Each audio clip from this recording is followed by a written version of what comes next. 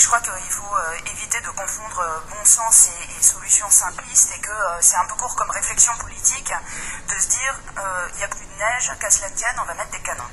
Parfois le remède s'avère même pire que le mal, parce que nous aussi nous aimons évidemment nos stations, mais ce plan neige en réalité ne va pas les aider, mais au contraire, et notamment pour les plus vulnérables, les précipiter dans l'endettement, surtout en moyenne montagne où l'augmentation des températures ne permettrait pas de faire fonctionner ces canons. Ensuite, l'enneigement artificiel n'est pas propre.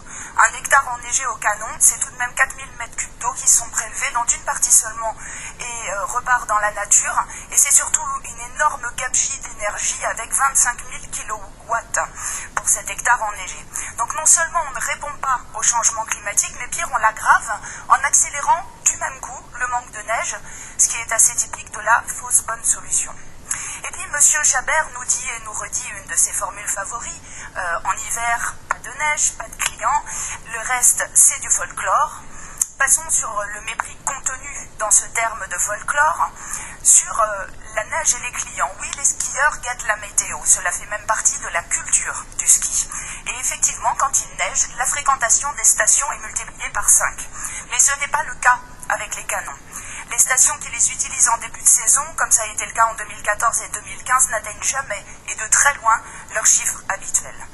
En revanche, ces équipements risquent fort de faire augmenter les forfaits. On va perdre les clients, comme vous dites, locaux, les jeunes, et les skieurs les plus aisés, eux, pourront aller skier plus loin, plus haut, là où la neige sera fraîchement tombée. Au final, on n'aura rien gagné. Il n'y a là-dedans aucune vision à long terme de l'économie des stations, aucune anticipation du changement de modèle vital pour notre région. Il y a peut-être finalement un seul point de vrai, c'est quand M. Chabert nous dit sur l'appel à projet, je cite, que ce sera toujours un copain à lui dans la montagne, même si je vous avoue que dans mes rencontres avec les acteurs, je n'ai pas rencontré que des femmes.